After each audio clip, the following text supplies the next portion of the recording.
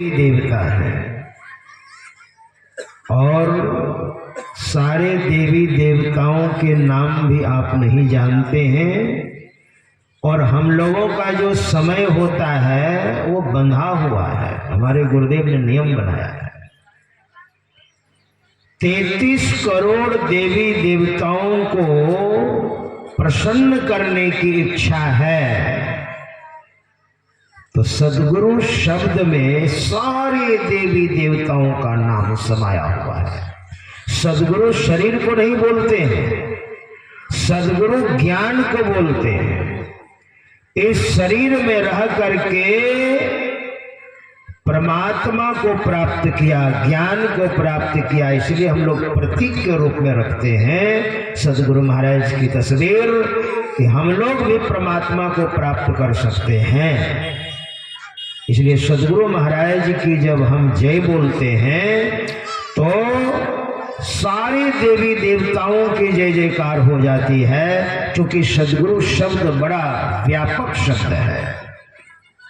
चलिए एक बार और कह दीजिए, श्री सद्गुरु महाराज की। संत मत के नियमानुसार श्री रामचरितमानस से हम लोग पाठ सुन रहे थे और उसमें हम लोगों ने सुना सत्संग की महिमा। हमारे परमाराध्य श्री सद्गुरु महाराज सत्संग करते हुए और पंजवारा के नजदीक जब पहुंचे, गुरु महाराज को कहीं जाना था। कुछ नौजवानों ने गुरु महाराज को घेर करके विनम्रता पूर्वक और कहा,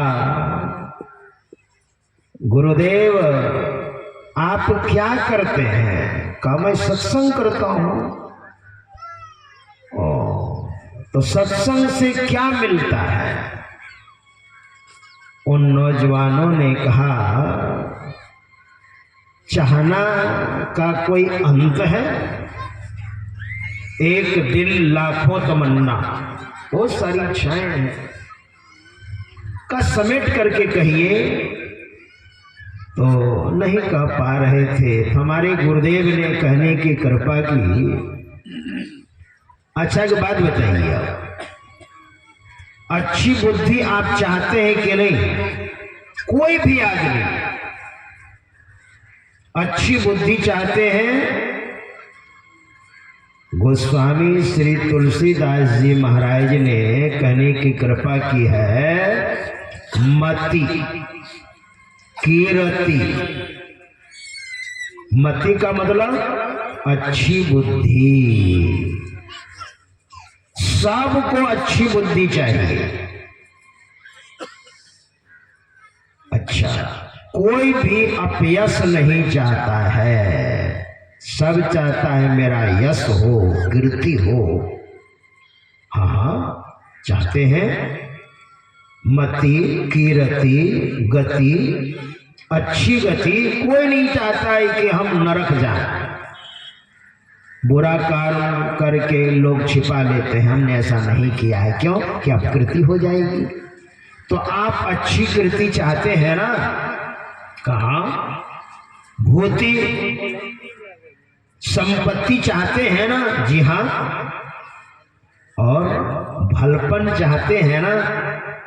कहा तो ही तो तुलसीदास जी महाराज कहते हैं, मति कीरति गति भूति भलाई, जब जेहि जतन जहां जेहि पाई, सो जानब सत्संग प्रभाव। लोकहु वेद न आनु पाऊ। लोकहु, लोकहु मतलब लोक में, संसार में। अब देखिए, संसार में लोग एड़ी चोटी की मेहनत करते हैं, परिश्रम करते हैं। वहां सत्संग मिलेगा?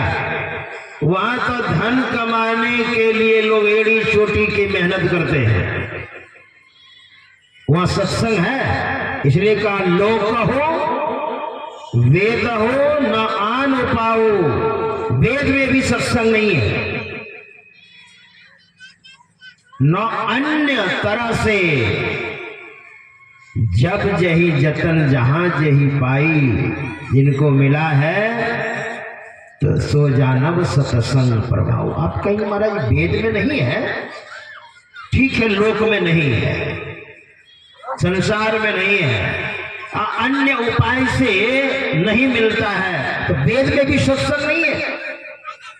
जो भारतीय संस्कृति का मूल स्तंभ फाउंडेशन वेद है, और वेद में सत्संग नहीं है। परम पूज्यपाद गोस्वामी तुलसीदास जी महाराज ने बहुत मंथन किया, तब उसने रामायण में ज्ञान को समाविष्ट किया है। बहुत मंथन किया, 15 वर्षों तक संस्कृत का अध्ययन कर प्रकांड विद्वान हुए गोस्वामी तुलसीदास जी महाराज। वेद में सत्संग नहीं है। तो थोड़ा सा मैं आपको बताना चाहूंगा कि वेद में कैसे नहीं है। सत्संग का मतलब होता है जहां ज्ञान होना चाहिए। बिनु सत्संग ज्ञान नहीं उपजे, कर ले जतन हजार रे। बिनु सत्संग ज्ञान नहीं उपजे, कर ले जतन हजार रे। तरह तरह की चेष्टाएं आप कीजिए, तरह तरह का प्रयत्न कीजिए, एड़ी चोटी की मेहनत कीजिए, लेकिन बिनु सत्संग ज्ञान नहीं उपजे। ज्ञान नहीं होगा, और ज्ञान नहीं होगा तो ज्ञानान मोक्ष मवाप्नोति तस्मात् ज्ञानम प्रात परम। मैं एक उदाहरण आपको देता हूं। एक बहुत बड़े विद्वान हुए, उनका पूरा नाम था केशव काश्मीरी भट्ट, पूरा नाम। और इतने बड़े विद्वान थे, चारों वेद कंठाग्र कर लिए थे, चारों वेद और चारों उपवेद। देखिए, वेद बहुत कलिष्ठ है। 4 वेद कौन कौन सा है? ऋग वेद, यजुर्वेद, सामवेद, अथर्ववेद, ये 4 वेद हैं। और इन चारों वेदों में दुनिया का ज्ञान, आध्यात्मिक ज्ञान या तरह तरह का जो ज्ञान है, सारा ज्ञान वेदों में है। लेकिन वेद बहुत कलिष्ठ है ना। वेद अगर हम आपको सुना दें और बात समझ में आपको नहीं आई तो ज्ञान होगा? ज्ञान का मतलब होता है जानना। ज्ञान का अर्थ होता है जानना। आप जानिएगा तब न ज्ञान होगा। मैं आपको संस्कृत में सुना दूं। तत्रर्ग वेधरः पैलः सामगो जैमिनी कविः वेशम्पायन एवैको निष्णातो यजुषामुतः अथर्वांगी रसामाक्षि सुमंतुर्दारुणो मुनिः इतिहास पुराणानां में पिता में रोमहर्षणः। संस्कृत में पूरा सुना दिया और कोई समझ में बात नहीं आई, है ना। और बात समझ में नहीं आई तो आपको ज्ञान हुआ ही नहीं। इसलिए बिनु सत्संग ज्ञान नहीं उपजे। तो केशव काश्मीरी भट्ट काश्मीर के थे, चारों वेद कंठाग्र किए हुए थे और 4 वेद के 4 उपवेद हैं जो भारतीय संस्कृति का मूल ग्रंथ है। हमारे सदगुरु महर्षि में ही परमहंस देव जी महाराज ने इन ग्रंथों का नाम महर्षि में ही पदावली में 7 ग्रंथन ऐसा कहा है। जानत को ये सारे ग्रंथ आप जान रहे हैं, लेकिन ध्यान बिनो नहीं शांति आवे। जब तक ध्यान नहीं कीजिएगा शांति नहीं मिलेगी। चारों वेद कंठाग्र किए हैं। ऋग वेद का उपवेद है आयुर्वेदम। ऋग वेद में बहुत सारा ज्ञान है। उसमें मुख्य रूप से जड़ी बूटियों का नाम उसमें दिया हुआ है। जड़ी बूटी खा करके हम स्वस्थ रहते हैं। आयुर्वेदम, धनुर्वेदम। ऋग वेद के बाद यजुर्वेद है, और यजुर्वेद में बहुत सारा ज्ञान है। उन ज्ञानों के अंदर धनुर्विद्या, अपनी रक्षा हम कैसे करें। इसके बाद है गांधर्व वेदम। गांधर्व वेदम साम वेद से गंधर्व वेद का प्रादुर्भाव हुआ है, प्राकट्य हुआ है। जो गंधर्व लोग इसके प्रचारक हैं, संगीत शास्त्र का आविष्कार सामवेद से हुआ है। अगर संगीत नहीं होता तो भारत में 50% लोग पागल होता है ना।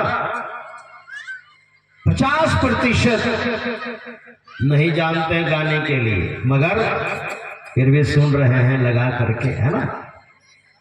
हमारे गुरुदेव जिनकी तस्वीर सुशोभित है, गुरु महाराज जो संगीतज्ञ होते थे उन लोगों को रखते थे, और सत्संग प्रारंभ के पहले वे लोग भजन गाते थे। जैसे कोई बंदर नचाने वाला, उनको दवा बेचनी है, पहले डुगडुगी बजा दिया, आ गए। उसी तरह से पहले भजन होता था, संगीत होता था। हाँ, भजन शुरू हो गया, चलिए सत्संग में, फिर प्रवचन शुरू होता है, ज्ञान की बात होती है, ऐसा है। तो ये संगीत कहां से निकला है? ये संगीत निकला है सामवेद से। इसके बाद है अथर्ववेद, उसको स्थापत्य वेद कहा जाता है। शिल्प विद्या, कलाकारी अथर्ववेद से निकला है। ये 4 उपवेद, 4 वेद, 18 पुराण, 6 शास्त्र कंठाग्र था, मगर सत्संग का ज्ञान नहीं था। केशव काश्मीरी भट्ट और श्रीमद् भागवत जो 18 पुराणों का सार है, उसमें 18,000 श्लोक है। एक श्लोक को 21 तरह से उन्होंने अर्थ किया था। 18,000 श्लोक को 21 तरह से, इतने बड़े विद्वान थे। मैं बार बार नाम बोल रहा हूं, केशव काश्मीरी भट्ट पूरा नाम, और कश्मीर के थे। और किस समय थे? चैतन्य महाप्रभु का सत्संग बंगाल में चल रहा था, उस समय केशव काश्मीरी भट्ट थे। इतना ज्ञान होने पर भी सत्संग का ज्ञान नहीं था, जीवन में सद्गुरु नहीं था, शांति नहीं थी। क्या करते थे जानते हैं? पश्चिम के विद्वानों को, दक्षिण के विद्वानों को, उत्तर के विद्वानों को शास्त्रार्थ कर और उन विद्वानों को पराजय करके उससे सर्टिफिकेट लिखवाते थे, और सारे सर्टिफिकेट को लेकर के वो अटैची में बंद करके रखते थे और अपने शिष्यों को दिखाते थे, देखो मैंने इतने सारे विद्वानों को पराजित किया है, मैं हूं ना बहुत बड़ा विद्वान। तो शिष्य लोग कहते थे, गुरुदेव आपके सामने में कोई विद्वान टिक सकता है क्या? लेकिन पूरब में चैतन्य महाप्रभु का भी नाम सुना है ना। ये जो 6 शास्त्र है ना, तो 6 शास्त्र, इसे हम शास्त्र की बात करते हैं, शास्त्र में लिखा है ऐसा बोलते हैं ना। तो 6 शास्त्र है। महर्षि कणाद का वैशेषिक, महर्षि कपिल का सांख्य, महर्षि गौतम का न्याय, महर्षि पातंजलि का योग दर्शन, महर्षि जैमिनी का मीमांसा, महर्षि वेदव्यास का वेदांत। तो महर्षि गौतम का जो न्याय है, उस न्याय पर चैतन्य महाप्रभु की अच्छी पकड़ थी। 16-17 वर्ष की अवस्था और छोटे छोटे विद्यार्थियों को संस्कृत पढ़ाते थे। तो केशव काश्मीरी भट्ट ने सोचा, इधर तो तीनों दिशाओं के विद्वानों को मैंने पराजित कर सर्टिफिकेट तैयार कर लिया है, अब चलता हूं पूरब में। सुना है एक नौजवान है, 16-17 वर्ष की उम्र है और बहुत बड़े विद्वान है। चैतन्य महाप्रभु भगवान श्री कृष्ण के अवतार कहे जाते हैं, उनके भक्त लोग बोलते हैं, चैतन्य चरितावली में ऐसा वर्णन है। और संत के रूप में इस धराधाम पर आए